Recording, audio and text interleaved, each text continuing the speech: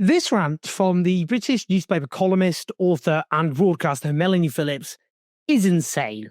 I'm just going to say it. It's insane. It's hateful, it's nauseating, and it is instructive.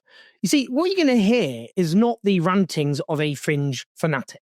This is a columnist for the Times newspaper, which is owned, of course, by Rupert Murdoch. It still styles itself as Britain's newspaper of record.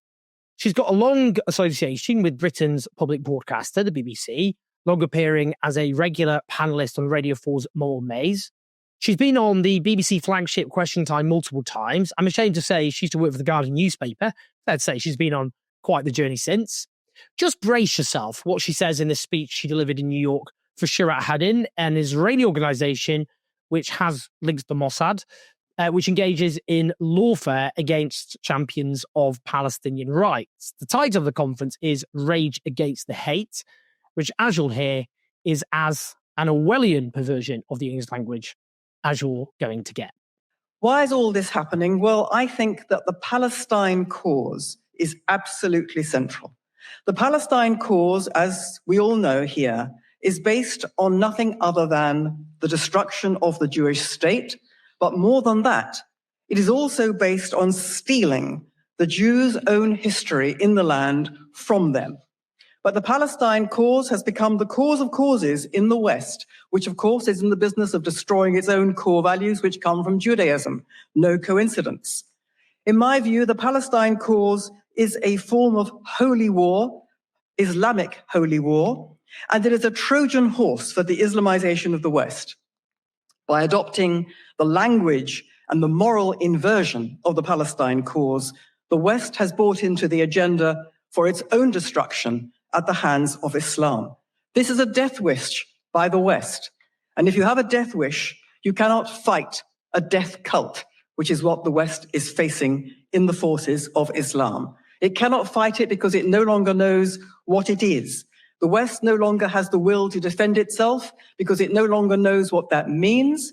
And insofar as it ever knew what it means, it has tried to destroy it by telling itself that the West is to be hated.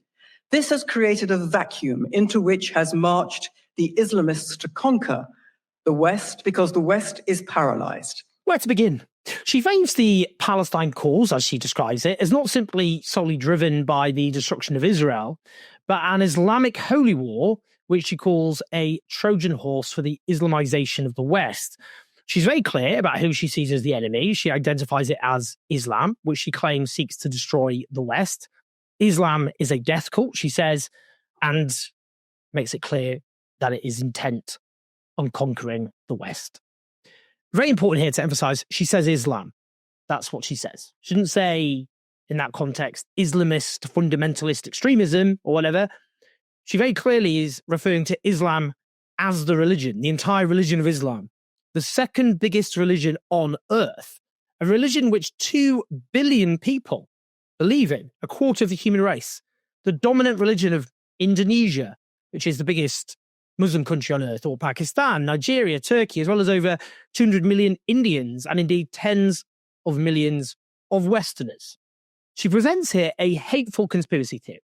That means, of course, disregarding, erasing the Palestinian experience, that when the British Empire promised Palestine to the Zionist movement over a century ago, 90% plus of Palestine's population were Arab Christians and Muslims, and yet the vast majority ended up being violently expelled 3 decades later, with 15,000 or so slaughtered.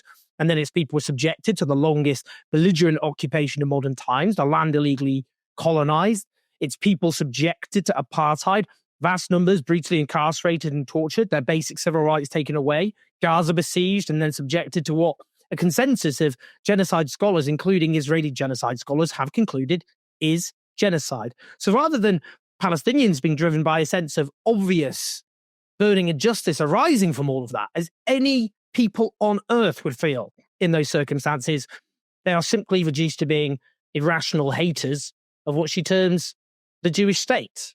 She then links this to a hateful and groundless conspiracy theory that the Palestinian cause is part of a conspiracy on behalf of Islam to Islamize the West. Now, let's park the fact that the Palestinian cause has long included both Muslims and Christians, and non-believers for that matter, that the long dominant Palestinian movement was the secular Palestine Liberation Organization, which I'd note Israel sought to weaken by supporting the rise of Hamas, believing that they would therefore have a divided Palestine National Liberation Movement and Palestine National Movement, which would then prevent it from ever succeeding, because, you know, they'd say, well, Hamas is an unacceptable partner in peace, having supported the rise of Hamas for this reason, and Fatah doesn't speak for the whole of Palestine because it doesn't rule Gaza. Now, what's her evidence for these claims? Is there some secret central committee of what she describes as Islam, which decided that the Palestinian cause would be used as a blunt instrument to Islamize the West? What is she talking about? What's her evidence? What's she citing here? Could it be actually that the vast majority of Muslims are just people trying to live their lives without being part of some grand conspiracy? Now, let me be very clear. The claim that there is a conspiracy on behalf of Islam to Islamize the West, the Islamization of the West, it's a far-right conspiracy theory. By definition, at least, a fear and bigotry against Muslims as a whole. Now, on that, in 2019, Phillips penned a column for the Jewish Chronicle headlined, "Don't Fall for Bogus Claims of Islamophobia." She wrote that the concept of Islamophobia is profoundly anti-Jew, adding, to equate it with dehumanizing, insane, and essentially murderous outpourings of Jew hatred is obscene. Here's the thing. I believe anti-Semitism is dehumanizing, insane, and essentially murderous, and so is Islamophobia. You know, it's actually really easy to be consistently opposed to prejudice in all its forms. Give it a go, Mel. Now, this is the same Melanie Phillips who wrote another column headlined, "If you support the Palestinian cause in any form, you're facilitating Jew hate." Not an exaggeration. That's what the headline was. They changed the headline because of the outrage, but the column remains, in which she said, "Deranged fear and hatred of Jews and the aim of exterminating them define the Palestinian cause, which happens to be the signature cause of the West's progressive classes." She condemned Jewish people and others who supported the Palestinian cause, concluding, "If you support the Palestinian Arab cause today, you are facilitating deranged and murderous Jew hatred. Own it."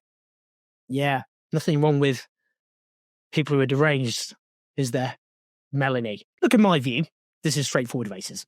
Claiming that the right of a people to national self-determination is actually driven by racism towards others is itself racist. It falsely ascribes a hateful motive to a people trying to achieve their basic rights. Now, people will say, well, what is said about Zionism in that context? You know, what are you denying? The right of Jewish people to national self-determination. The argument here is, again, that the right of national self-determination is something which a people, of course, should be able to exercise as long as it doesn't strip away the right of another people to national self-determination. So that means not violently expelling people, stealing their land, colonizing it, etc., etc. It's not a hard concept to understand. Indeed, given the opposition of Melanie Phillips to any form of Palestinian state, what fate is she advocating exactly for the Palestinian people, given there are as many Palestinians as Jewish people living between the River Jordan and the Mediterranean Sea? Is her view that they just languish there indefinitely as fourth-class citizens?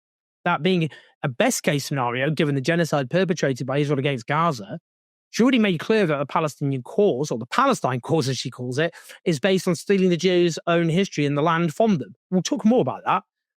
Here are some more clues in this part of her hateful rant. The world has been made to believe that peace and justice in the Middle East hinge on the Palestinians getting a state of their own.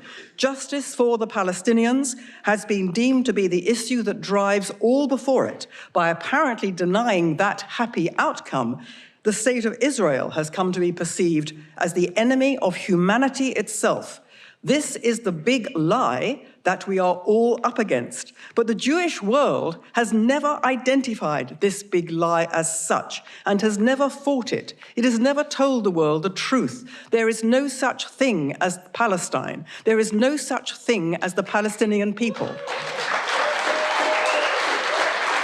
The Jewish world has never told the rest of the world that the indigenous people of the land of so-called Palestine are the Jews, that the Jews are the only people who have any entitlement to any of this land, an entitlement based in law, in history and morality, and they are the only people who have an entitlement to all of it. The Jewish world has never said that. So, to repeat, the big lie, grotesque use of that here, how to say, as far as she's concerned, is the very existence of the Palestinians. She says there is no such thing as Palestine. There is no such thing as a Palestinian people. The Jewish world has never told the rest of the world that the indigenous people of the land of so-called Palestine are the Jews, that the Jews are the only people who have any entitlement to any of this land, an entitlement based on law and history and morality, and they are the only people who have an entitlement to all of it. The Jewish world has never said that. The erasure of a people like this is racism. It's truly dangerous racism at that. I don't really think it needs much more unpacking why denying the existence of a people is racist.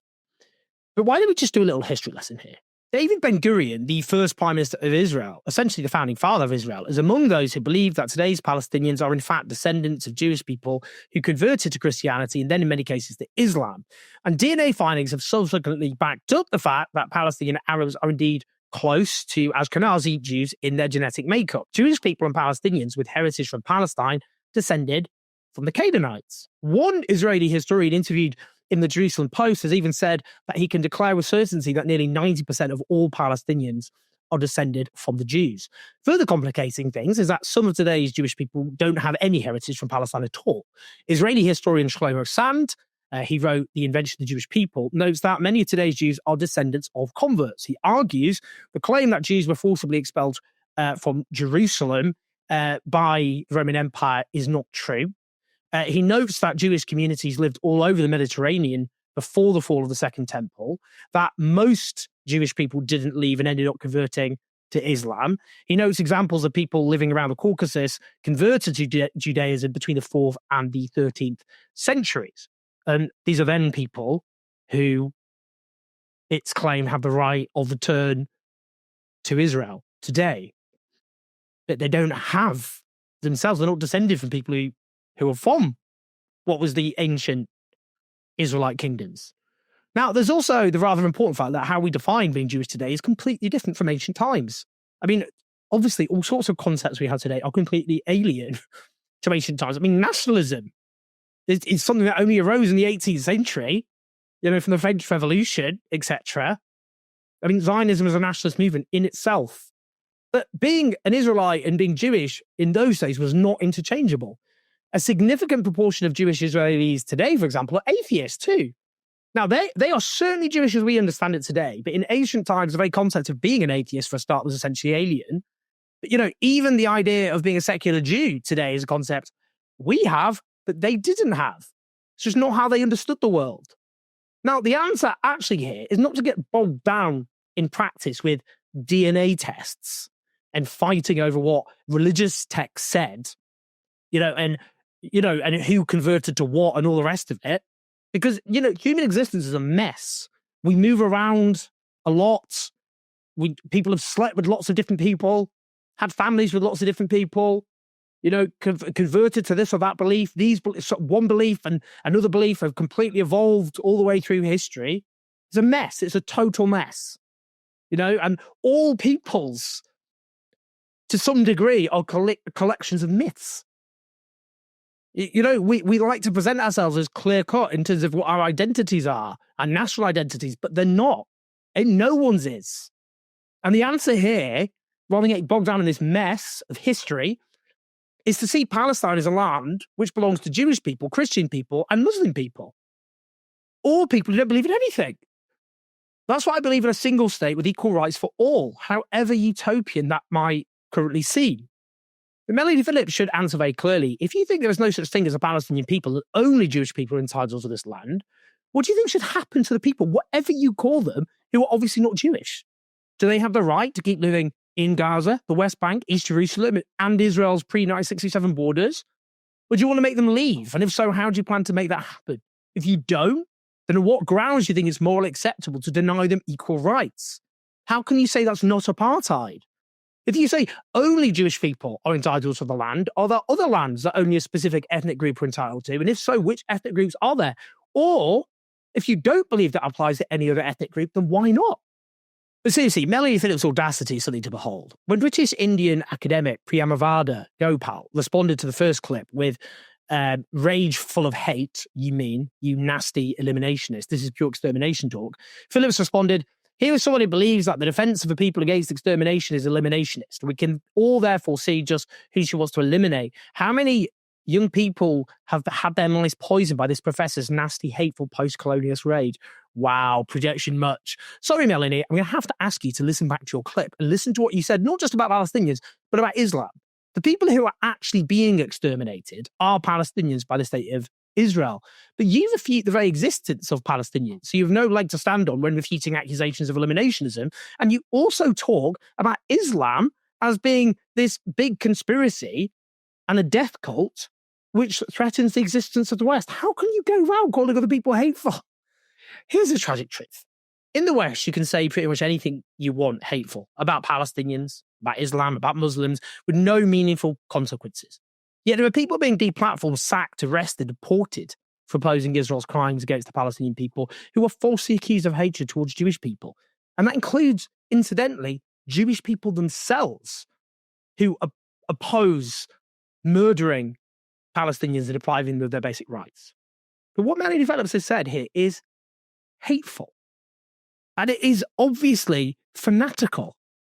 And it is important we speak out. Please like and subscribe. Do leave your thoughts in your comments. Help us take on the dire mainstream media, which literally treats people like this as being respectable at patreon.com/Jones84. Share the video. I'll speak to you soon.